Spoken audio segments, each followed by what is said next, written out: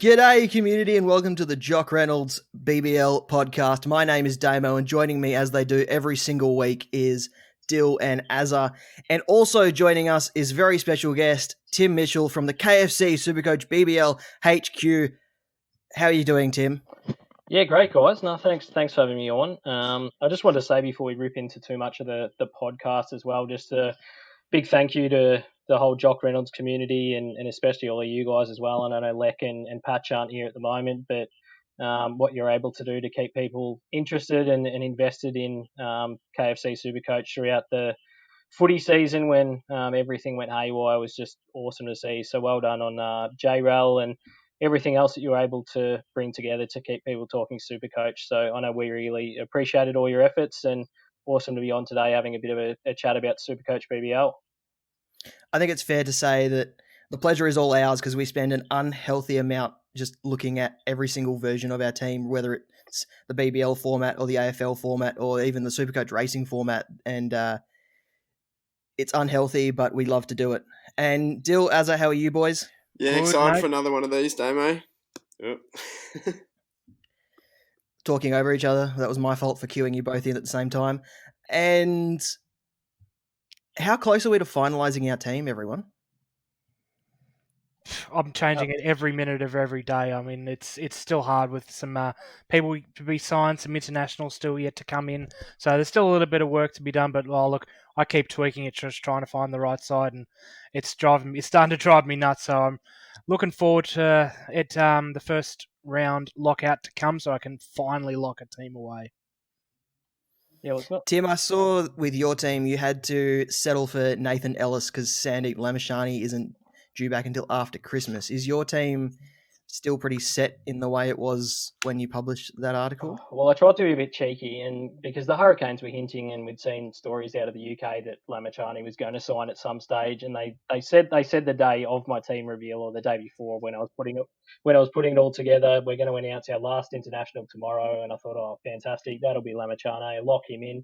Because obviously I had a rough idea of, thanks to Bryce Michell and some other stats gurus, of what his price might be, and thought 140,000, that's too cheap to pass up. So I picked him in my initial team, hoping that he'd be there, and then lo and behold, the Hurricanes announced him the next day as arriving in January. So had to go back to the drawing board, but that probably led me to a slightly safer pick anyway, because I picked Lamachane over Nathan Coulter-Nile, and I think majority of teams are going to do the smart thing and pick Nathan Coulter-Nile for just about the same price as Sandeep in round one. And my only question mark over Coulter-Nile, we know he's had sort of some injury issues in the past, was whether he's going to be able to back up and bowl his full complement at 8 overs over 2 days. But then again, he bowled really well in the IPL, got a couple of wickets in the IPL final. And for a professional athlete, even though he's had some injury history, like bowling 8 overs over 2 days shouldn't be too much of a big ask. So I think Nathan Coulter-Nile is going to be a really good pick for round one anyway. And probably Sandeep not being here for round one might have opened up an opportunity for me to, I don't know, you go down that sort of pod path in round one, don't you? And if it doesn't pay off, you fall behind the pack pretty quickly. But if I end up picking Coulter-Nile and he's in 20% of teams, at least that way I'll be able to stick closely to a lot of the other coaches out there that sort of prefer star players for round one. Before we started, I asked everyone to compile a crystal ball, who they thought the BBL champions would be, who they thought the highest BBL average would be, and who they thought would score the most BBL Supercoach points, and the breakout cheapie. Who wants to go first? Oh, do you want me to do the honours, boys? I'll put my neck on the chopping block first. Well, I've already put out there the fact that I think the Sixers will win it again. I don't see any reason why you'd tip against them. Like they were, apart from the Stars who got close to them with a pretty strong finish to the season. Like the Sixers were the superior team for a large portion of last season. They've kept most of their squad together, if not all of their key players. Like Tom Curran not being here at the start of the tournament obviously is a bit of a blow for them, but he's going to be here at the important time. So they've only got to hold it together for maybe 2 or 3 rounds really until Tom Curran gets out of quarantine around Christmas time. So he'll come into the side and probably have a huge January. In the meantime, they picked up Carlos Brathwaite as well, who will probably fill that role for the 2 or 3 rounds of KFC SuperCoach before Tom Curran comes in. So, I just really like the Sixers. I don't see a reason to tip against a reigning champion that hasn't really lost any players. And It's had a really solid squad for several years now in the BBL, so I think they're the team to beat. But I like the Thunder as a bit of a smoky as well. Like, it would not shock me if the two Sydney teams played off in this year's final. Supercoach wise, you're probably looking at an all rounder, aren't you? So top Supercoach scorer, like that was Daniel Sams last year, based on the fact that he played the full season, and that's what you're going to look for if you're sort of looking for those overall points, aren't you? Like, there's no point tipping someone like a Matthew Wade, for example. But I think the safe pick, and probably the other guys are thinking along similar lines, is Darcy Short. Like, he's not in any of the international squads now. He's got an early double as well, which probably gives him a chance to get a bit of a gap on the pack. So I think he's the highest priced player in the game for a reason, and he's going to be in a lot of teams regardless. I wouldn't be surprised either if he had the highest average too. But when you're looking for guys that, I don't know, might come in and play a few games later in the season, a guy that had I think the third highest average last season in the end was Sean Abbott, who we're unlikely to see early on in the season because he's more than likely to be involved in the Australia A team, and then we're not too sure at the moment whether the test players are going to be released from sort of the quarantine bubble or not. So how much of we see of him up in the air, but I think Sean Abbott's another that'll average really well and justify his high price. And the breakout cheapie, I know I heard you guys just chatting off air when I jumped on, so hopefully I'm not cutting anyone's grass here, but I think the perfect player to pick is, and I've seen a lot of people going for Usman Khawaja and thinking he's valued at 115k, but I don't understand why you'd pick a guy in the same role as Max Bryant when you can take Max Bryant for 50k cheaper. Like, it just makes so much more sense to pick Max Bryant. Yes, he was underwhelming last year, but he had a great season a couple of years ago. You get him for 50k cheaper than Khawaja based on the fact that, he didn't have a great tournament last year, only averaged 14. And I think he's one of the easiest bench picks of the year. You just lock Max Bryant in on your batting bench, and he should make you some pretty nice cash early on. Some fantastic answers there, Tim. Thanks very much for that. Look, I think I'll just jump in now with my crystal ball. For me, I think BBL champions, I'm going to go Hobart Hurricanes. I think their lineup looks just extraordinary with the batting talent that they've been able to bring in from overseas. And we know that they're quite damaging with the bowling attack that they've got there as well. So I'm going to stick my neck out and say it's going to be the Hobart Hurricanes as the BBL champions. As for most points, I'm also going to go for the most points and highest average with the same person. I'm going to go Marcus Stoinis. I think given that the Stars have 2 double game week rounds, he's going to be averaging quite highly and scoring quite highly, and we already know what he's capable of doing through the season. If he's going to be bowling a lot more as well as we've seen in the IPL lately, that should boost his score up again, and I think he's going to be one that's going to be hard to catch.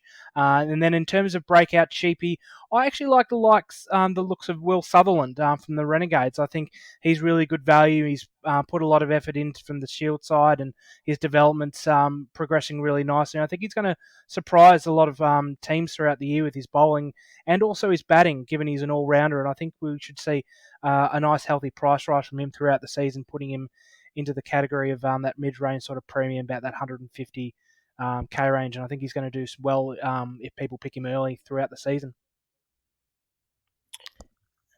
Awesome. I'll jump in there next. Yeah, I think I'm going to go with the Perth Scorchers. They've won 3 or 4 of the seasons gone by, and I don't see why that can't happen again. A lot of their players in the past have been playing in the international one days or the T20s, but because of the whole fixture movement this summer, it looks like they'll miss a lot of that. There's not going to be a clash, so I think they'll have a large chunk of the side available for a large part of the tournament. So the Scorchers are my tip.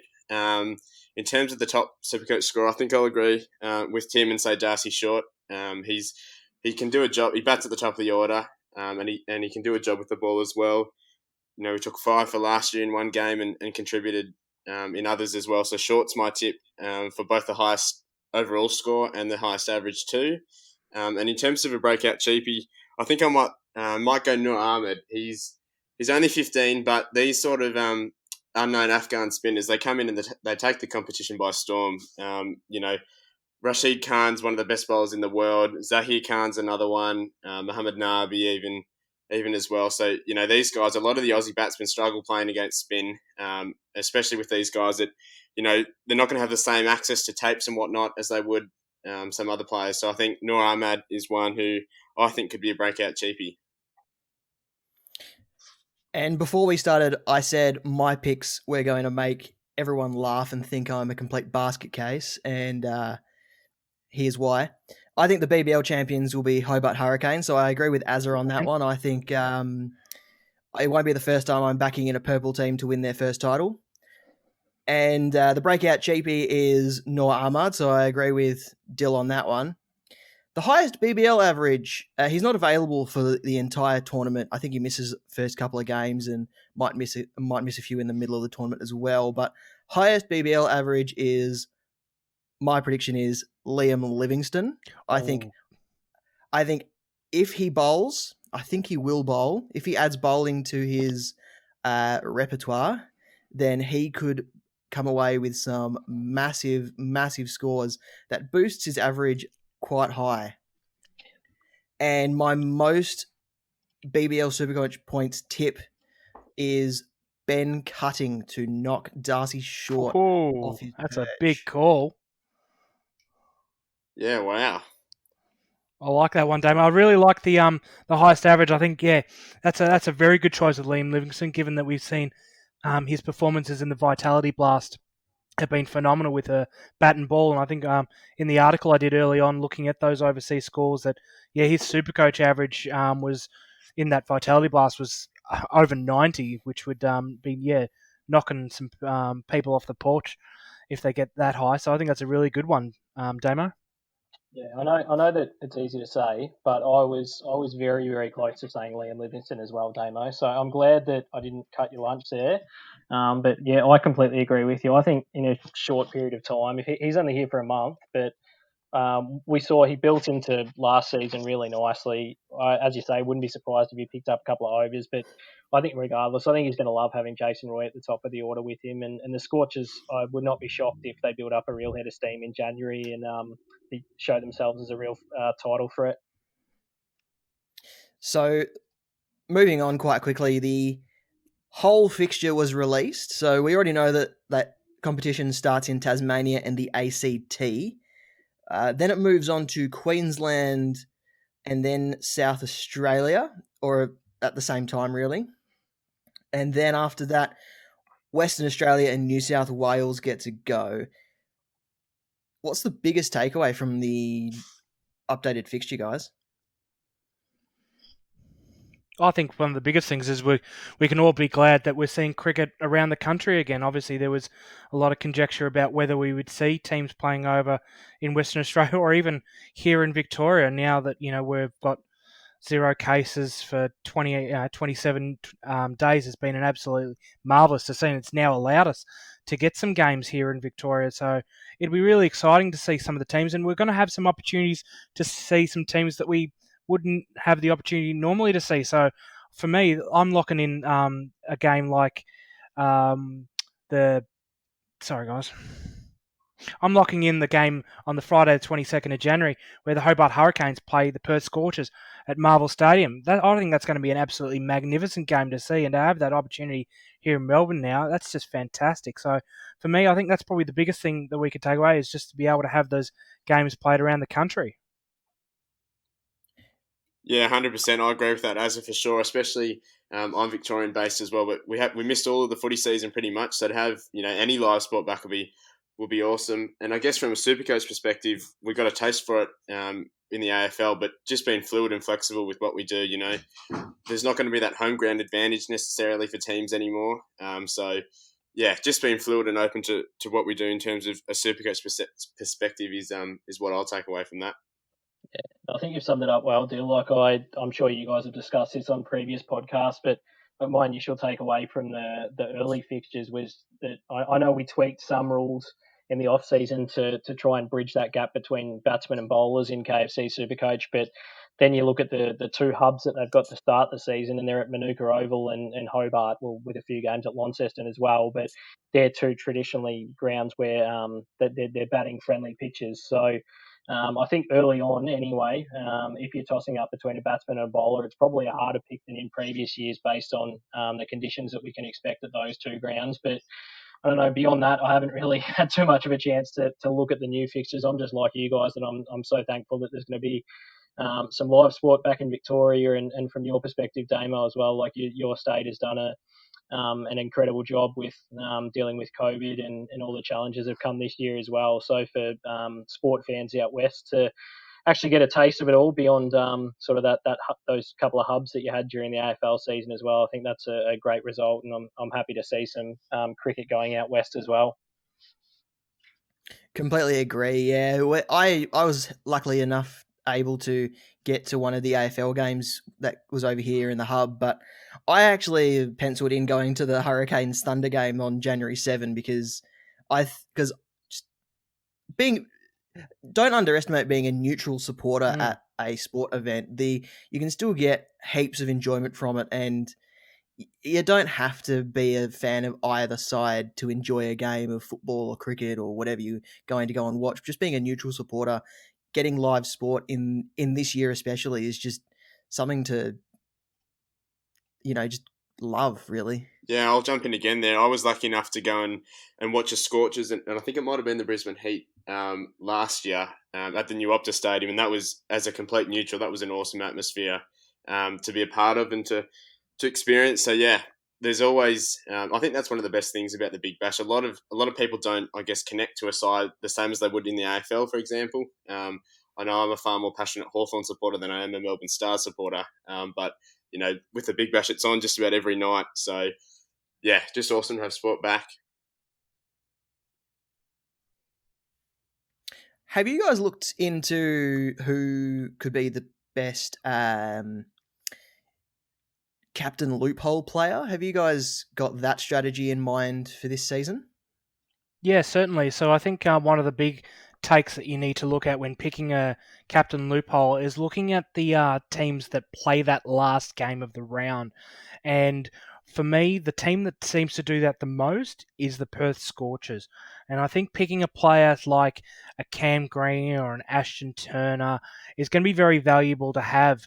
But I know even in the first round, I've got a Renegades player on the bench, which might become a Scorcher, to give me that flexibility when I have the opportunity to have a striker on the field so I can loop in a player. So this is going to shock a lot of people here, and I know I've talked about it a lot, but Glenn Maxwell is now in my side, believe it or not, because I'm able to then put him on the bench, bring in a striker like Danny Briggs or Matt Renshaw, have him on the field.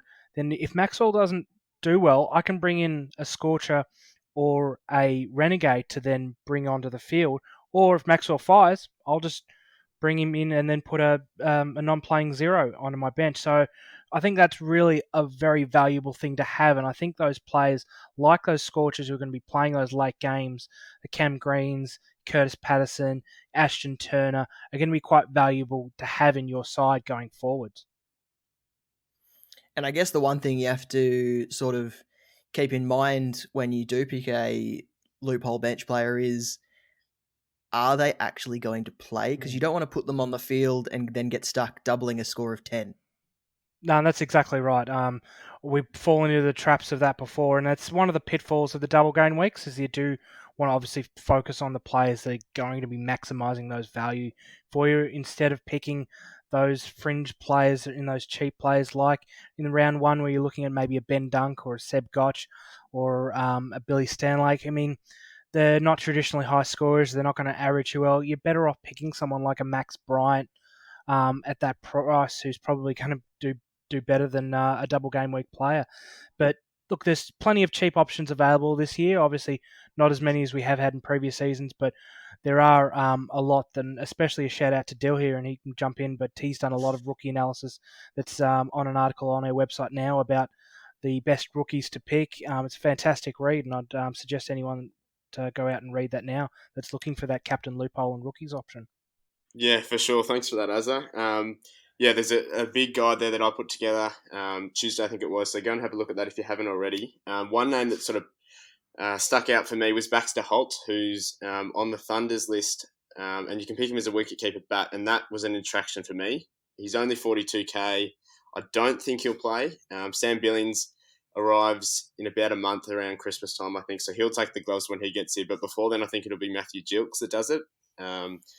So yeah, obviously I don't think the Thunder's fixtures are as kind as what the Scorchers are, based on what Azza was saying before. But if you're looking for someone who's only 42k, Holt's the one to go, especially in that wicket-keeper position, which I sort of treat in many ways a little bit like the Rucks in the AFL Supercoach. So I had Matthew Conroy for a lot of this year, sitting at 102k.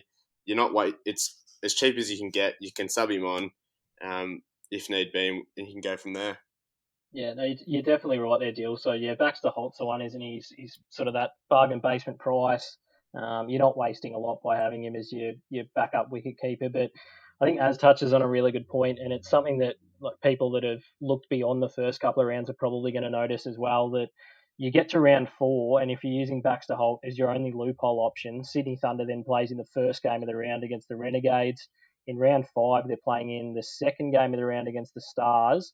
And then in round 6, they're back in the first game of the round as well. So all of a sudden, this loophole that you've relied on for the first couple of rounds isn't going to be there. It might be if you're lucky in round 5, but certainly in round 4 and round 6, you're going to have to come up with another option, which isn't necessarily going to be the worst thing, because it's more than likely that with 3 trades every round, like you can mitigate that by, say, trading in a player who might have a buy in one of those rounds and using them as your loophole player. But yeah, I really like Cam Green because I think he's already in the one-day squad. There's a high likelihood he's going to be with the test squad, and whether that's with the test squad permanently or not, we don't know just yet. But let's say he's out until early January. I think the last test might be played on sort of finishing on January the 7th. So if he's not with the Scorchers until about the 8th or the 9th of January, you can sort of use his bat bowl flexibility, swing in between positions. It helps with your trades.